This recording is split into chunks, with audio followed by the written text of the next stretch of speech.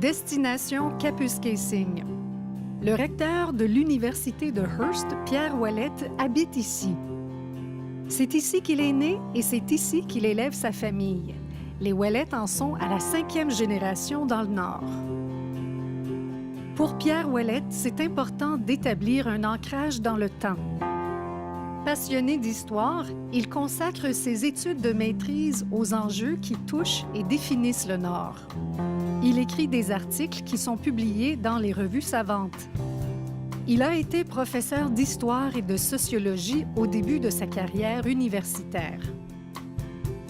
Mais avant d'entreprendre sa carrière académique, Pierre Ouellette a investi ses efforts dans le domaine journalistique. Avec des amis, il fonde 2 journaux dans la région de Kapuskasing. Il aura été rédacteur en chef et gestionnaire. Le goût d'écrire et de publier l'habite toujours. Pierre Ouellette a fait paraître un recueil de photos intitulé « Mon bout du monde » en collaboration avec la journaliste Andréane Joly, sa conjointe. On y retrouve des centaines de photos qui captent la beauté des paysages naturels typiques du nord de l'Ontario.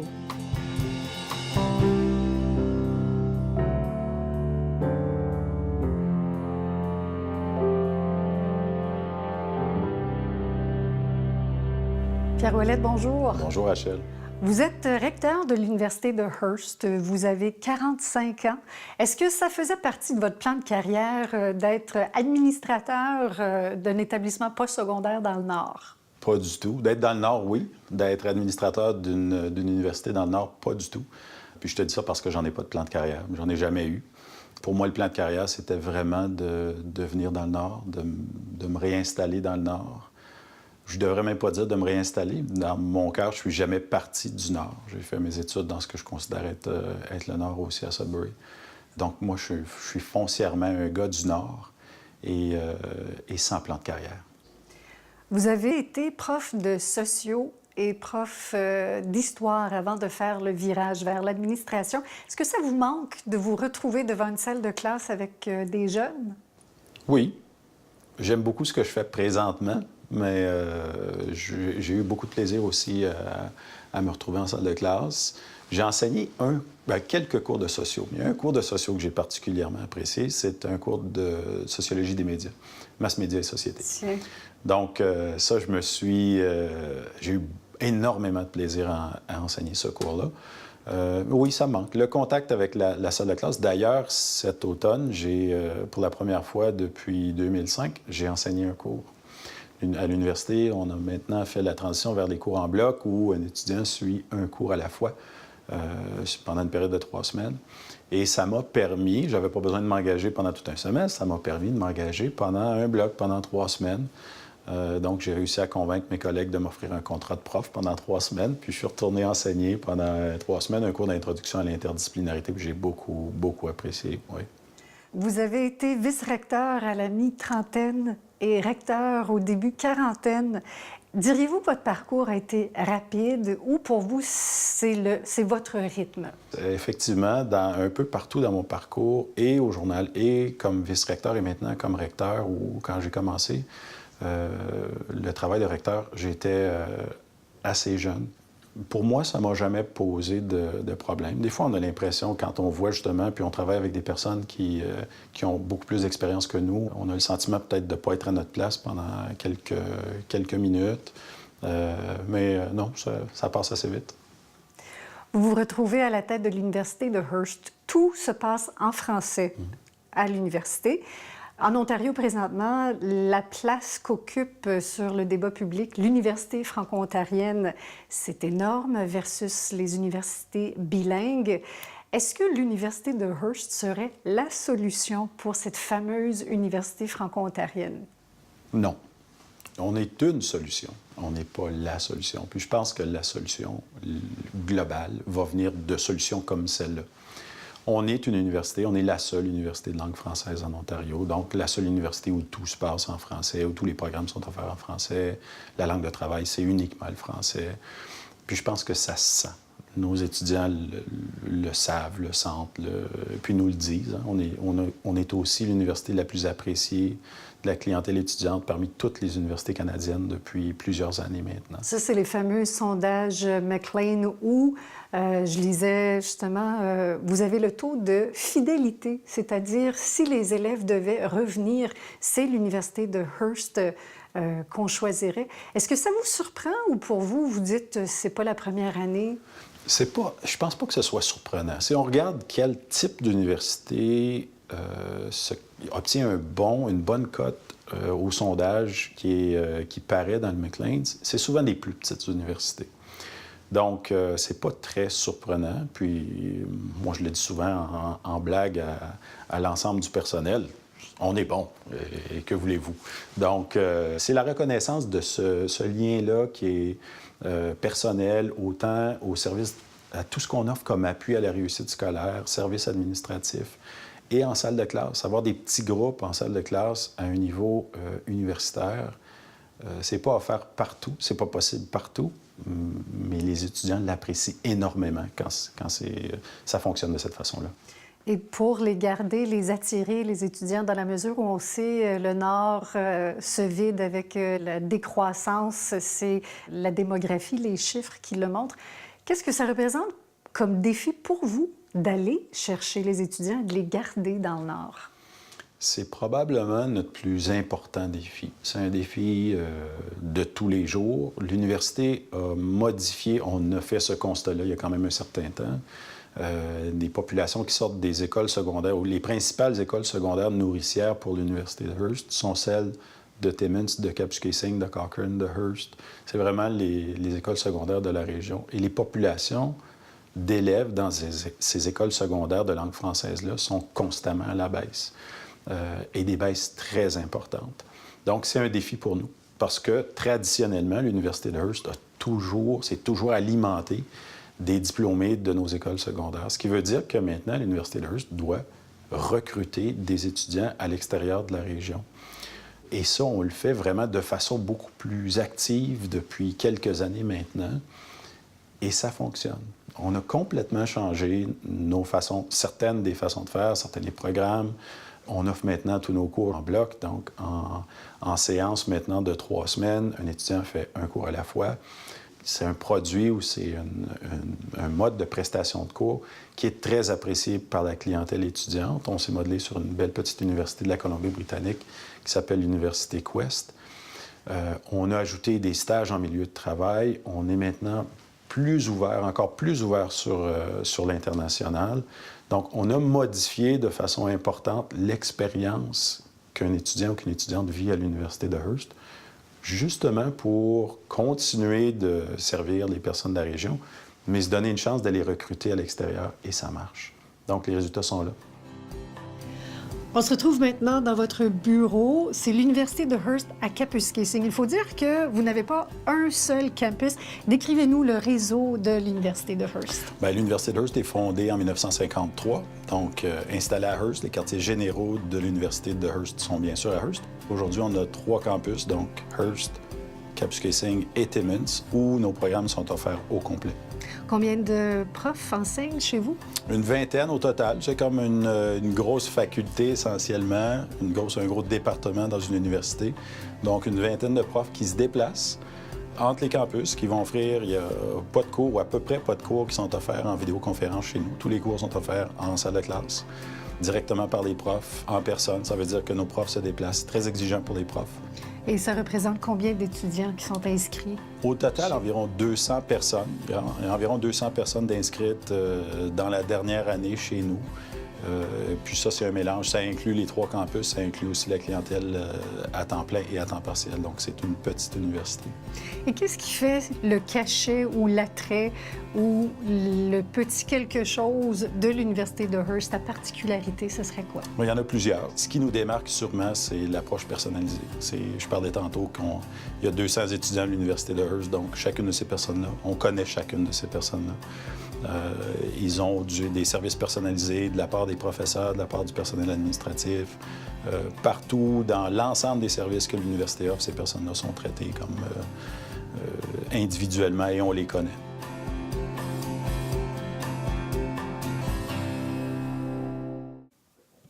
Vous êtes né dans la région de Kapuskasing, vous avez grandi dans la région. À l'école, comment ça se passait? Étiez-vous le genre de premier de classe? J'étais dans les 3 premiers de classe, avec Tania Murray puis Guylaine Gervais. Donc, oui, j'étais un bon élève, je dirais, jusqu'au secondaire. Puis au secondaire, j'ai rencontré des cours de mathématiques avancées. Puis ça m'a un peu déraillé au point de vue scolaire. J'ai quand même poursuivi à l'université, c'est intéressant. J'ai fait mes 2 premières années à l'université en biologie.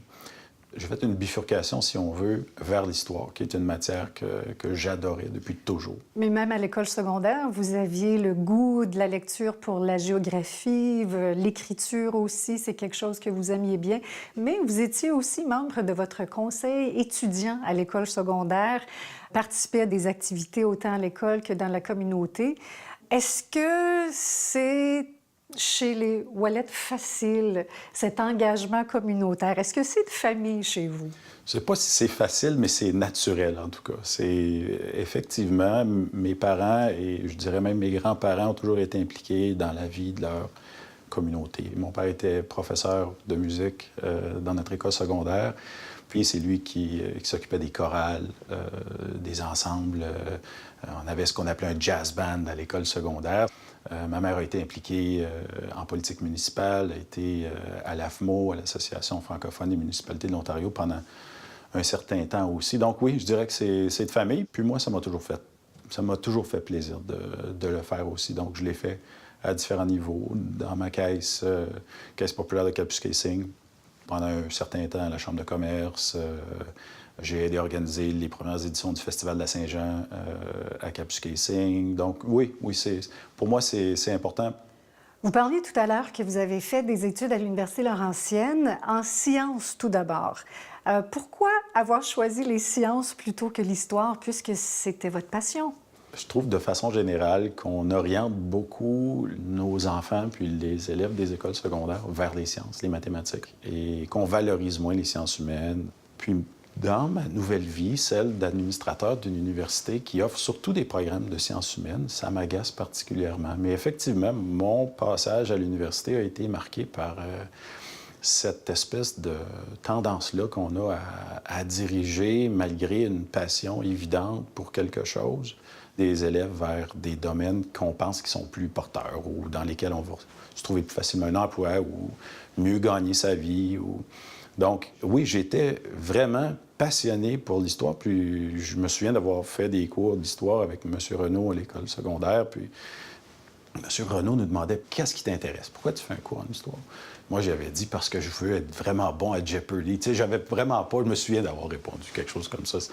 Ça donne une indication que je ne pensais pas à l'histoire comme quelque chose qui pourrait me permettre de gagner ma vie. Mais finalement, c'est avec l'histoire que je gagne ma vie aujourd'hui. L'histoire, puis la méthode que l'histoire m'a donnée ou m'a montrée.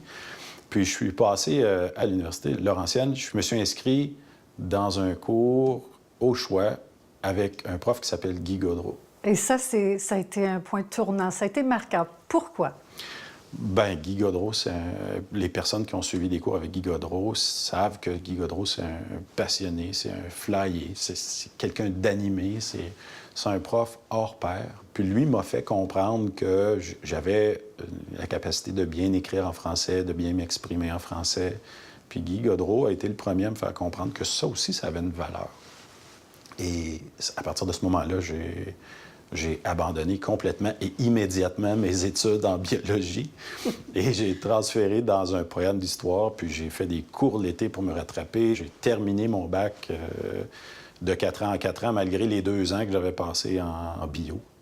Vous êtes passé à la maîtrise aussi et même dans le cadre de vos études, vous vous êtes tourné vers les événements du nord de l'Ontario. La Société historique du Nouvel-Ontario a publié à un moment donné un de vos ouvrages sur les événements de resource siding. Je fais appel à votre prof intérieur. Rappelez-nous, quels sont les événements de resource siding? En 1963, il y a 2 clans qui s'affrontent. Puis c'est deux groupes de Canadiens français essentiellement. Il y a les travailleurs syndiqués de la papetière locale, qui est la Spruce Falls. Et il y a un groupe qu'on appelle les colons ou les fermiers, qui vendent leur bois, qui coupent sur leurs terres ou sur des terres un permis de colon qu'on appelait à ce moment-là. mais qui n'étaient pas des travailleurs syndiqués. Donc, ces deux groupes-là se sont affrontés et en sont venus au coup au début février, dans la nuit du 10 au 11 février 1963. Il y a environ 400 à 500 grévistes qui ont affronté 20 fermiers qui travaillaient dans un petit embranchement pas loin de Resource Siding. Ils sont venus au coup ce soir-là. Il y a eu 3 morts, il y a eu 8 blessés. Ça a été un épisode très grave pour toute la région. Puis c'est un épisode qui a frappé ma famille à moi. De quelle façon? Mon grand-père était un des 20 fermiers qui a été accusé de meurtre ensuite. C'est un sujet relativement tabou, un peu. On n'ose pas trop en parler pour pas encore remonter à la surface tous ces sentiments. Qu'est-ce que ça laisse comme trace dans la famille? Ça laisse un vide. Ça laisse pas beaucoup de traces parce qu'on n'en parle pas. Pendant des décennies, on n'a pas parlé de Resource Siding ni comme famille. On peut voir entre Cap et Hearst, au sud de la route, il y a un monument qui est un monument que le syndicat a érigé pour les familles les 3 personnes qui sont tombées, qui sont mortes cette journée-là. Puis en passant devant ce monument-là, on demande à la famille, j'ai souvent demandé à mes parents, qu'est-ce que ça représente, ce monument-là? Et on était très, très peu bavards, très, très peu loquaces sur le sens de cet épisode-là. Puis on parlait encore moins de l'implication de nos familles dans ce conflit-là. Et ça a été vrai pour ma famille, mais ça a été vrai pour toute une région. Je dirais, dans la plupart des familles, il y avait des liens avec des personnes qui étaient d'un côté ou de l'autre, ou des deux. Donc, ça a fait un froid sur toute la région, puis ça a pris une quarantaine d'années avant qu'on recommence à parler publiquement de Resource Siding. J'ai participé justement, j'ai fait des recherches sur ce qui s'est passé à Resource Siding en 1963, qui a mené éventuellement à la publication de textes. Cette recherche-là a, je pense, contribué à la publication d'un livre de Doric Germain et aussi à la préparation d'un documentaire télévision qui a été diffusé à la télévision et à la radio de Radio-Canada en 2003. Et ça a été la première fois, à ma connaissance, qu'on a parlé ouvertement de Resource Siding. Ça fait maintenant plus de 10 ans qu'on a fait ça, puis je pense que ça fait du bien.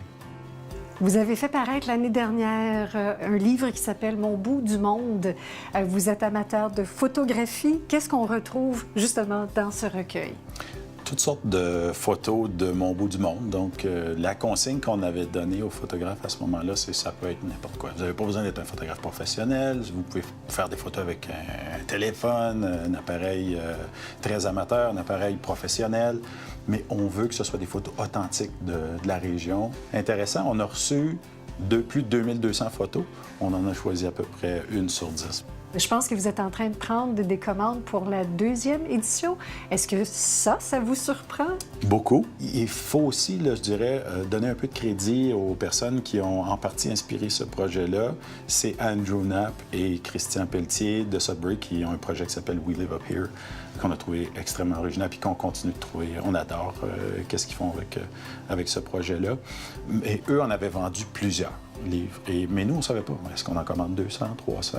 Finalement, on en a commandé 400 qu'on a écoulé en 1 mois. On en a commandé un 2e tirage qu'on a aussi écoulé. Il en reste quelques copies.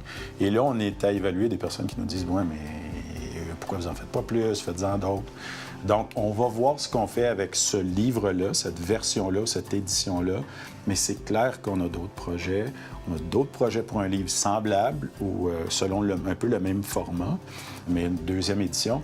Et on a d'autres projets très, très intéressants aussi qu'on voudrait ne pas rendre public maintenant. On garde le secret. Tout à fait.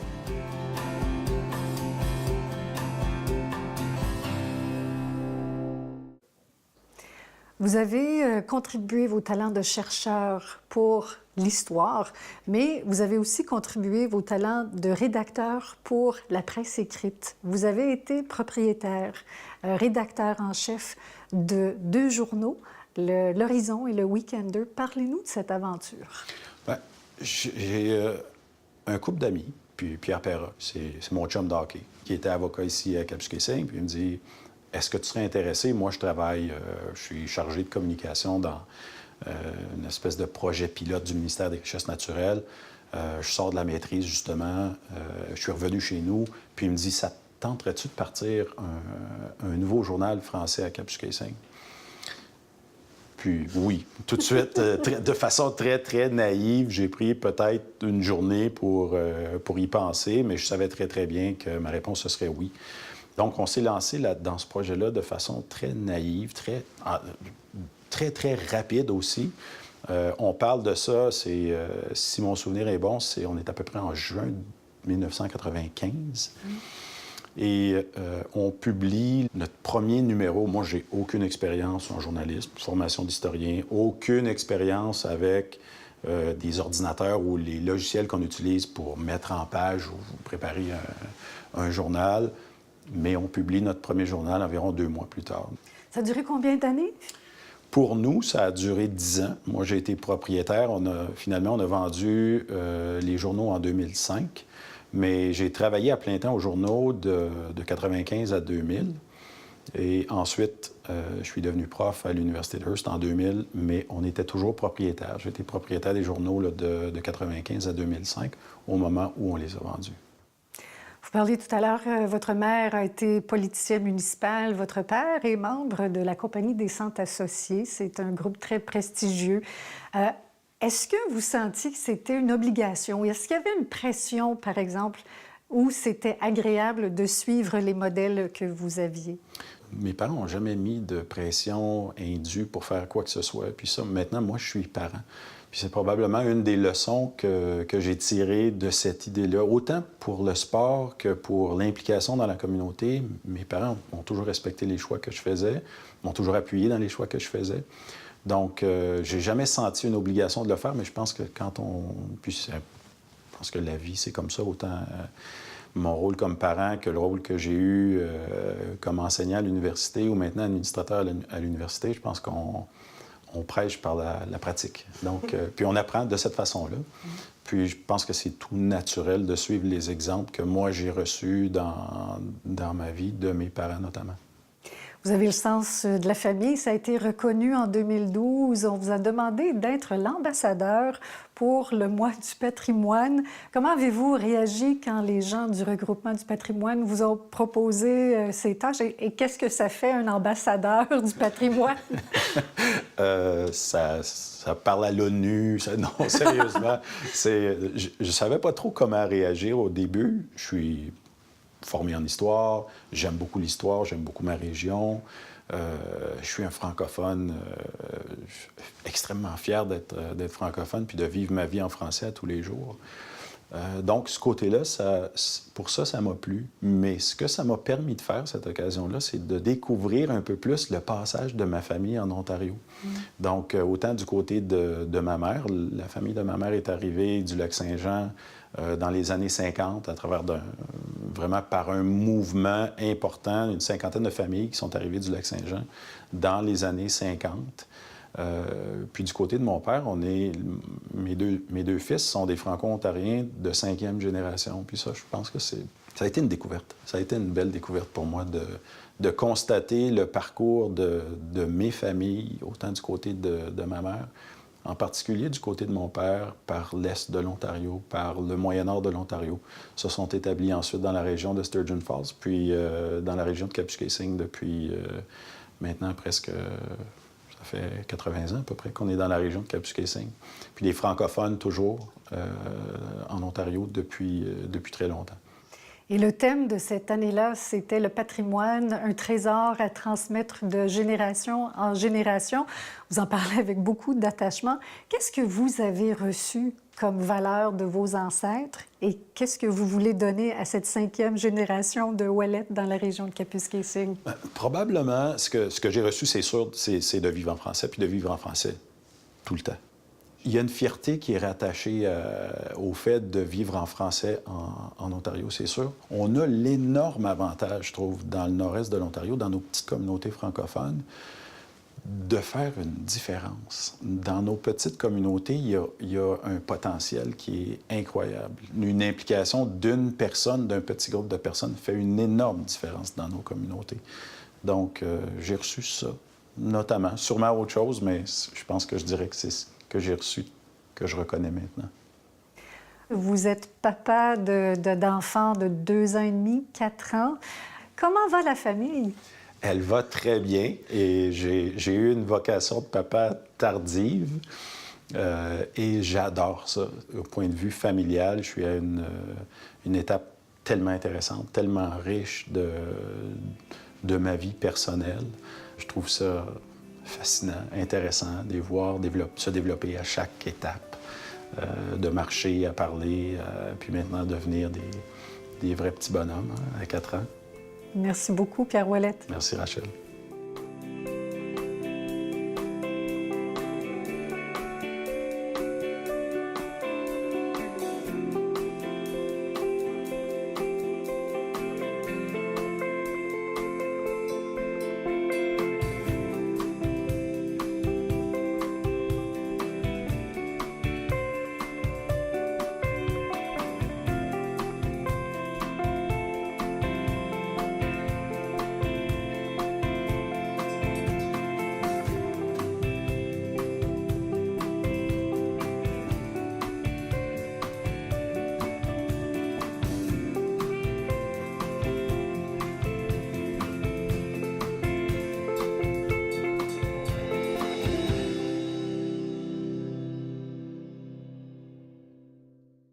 Avec des personnes qui ont beaucoup plus d'expérience que nous. On a le sentiment peut-être de ne pas être à notre place pendant quelques minutes.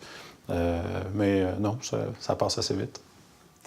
Vous vous retrouvez à la tête de l'Université de Hearst. Tout se passe en français à l'université. En Ontario, présentement, la place qu'occupe sur le débat public l'Université franco-ontarienne, c'est énorme versus les universités bilingues. Est-ce que l'Université de Hearst serait la solution pour cette fameuse université franco-ontarienne? Non. On est une solution. On n'est pas la solution. Puis je pense que la solution globale va venir de solutions comme celle-là. On est une université, on est la seule université de langue française en Ontario, donc la seule université où tout se passe en français, où tous les programmes sont offerts en français. La langue de travail, c'est uniquement le français. Puis je pense que ça se sent. Nos étudiants le savent, le sentent, puis nous le disent.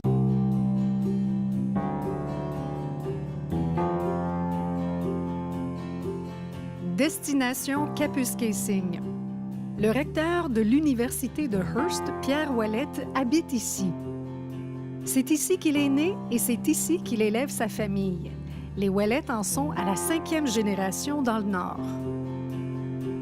Pour Pierre Ouellette, c'est important d'établir un ancrage dans le temps. Passionné d'histoire, il consacre ses études de maîtrise aux enjeux qui touchent et définissent le Nord. Il écrit des articles qui sont publiés dans les revues savantes. Il a été professeur d'histoire et de sociologie au début de sa carrière universitaire.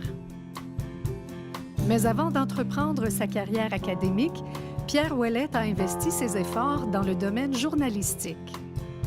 Avec des amis, il fonde 2 journaux dans la région de Kapuskasing. Hier, cet automne, pour la première fois depuis 2005, j'ai enseigné un cours.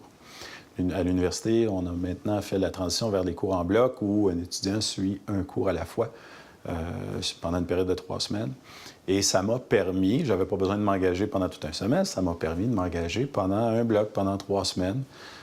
Donc, j'ai réussi à convaincre mes collègues de m'offrir un contrat de prof pendant 3 semaines. Puis, je suis retourné enseigner pendant 3 semaines un cours d'introduction à l'interdisciplinarité. Puis, j'ai beaucoup, beaucoup apprécié, oui. Vous avez été vice-recteur à la mi-trentaine et recteur au début quarantaine. Diriez-vous que votre parcours a été rapide ou pour vous, c'est votre rythme? Effectivement, un peu partout dans mon parcours, et au journal, et comme vice-recteur et maintenant comme recteur, ou quand j'ai commencé, le travail de recteur, j'étais assez jeune. Pour moi, ça ne m'a jamais posé de problème. Des fois, on a l'impression, quand on voit justement, puis on travaille à U. Pour moi, le plan de carrière, c'était vraiment de venir dans le Nord, de me réinstaller dans le Nord.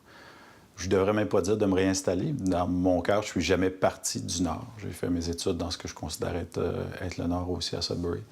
Donc, moi, je suis foncièrement un gars du Nord et sans plan de carrière. Vous avez été prof de sociaux et prof d'histoire avant de faire le virage vers l'administration. Est-ce que ça vous manque de vous retrouver devant une salle de classe avec des jeunes? Oui. J'aime beaucoup ce que je fais présentement, mais j'ai eu beaucoup de plaisir aussi à me retrouver en salle de classe. J'ai enseigné quelques cours de sociaux. Il y a un cours de sociaux que j'ai particulièrement apprécié, c'est un cours de sociologie des médias, mass médias et société. Tiens. Donc, ça, j'ai eu énormément de plaisir à enseigner ce cours-là. Oui, ça me manque. Le contact avec la salle de classe, d'ailleurs. Il aura été rédacteur en chef et gestionnaire. Le goût d'écrire et de publier l'habite toujours. Pierre Ouellette a fait paraître un recueil de photos intitulé « Mon bout du monde » en collaboration avec la journaliste Andréane Joly, sa conjointe. On y retrouve des centaines de photos qui captent la beauté des paysages naturels typiques du nord de l'Ontario.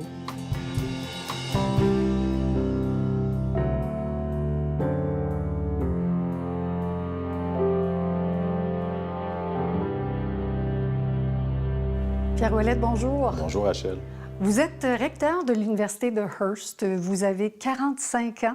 Est-ce que ça faisait partie de votre plan de carrière d'être administrateur d'un établissement postsecondaire dans le Nord? Pas du tout. D'être dans le Nord, oui. D'être administrateur d'une université dans le Nord, pas du tout. Puis je te dis ça parce que j'en ai pas de plan de carrière. J'en ai jamais.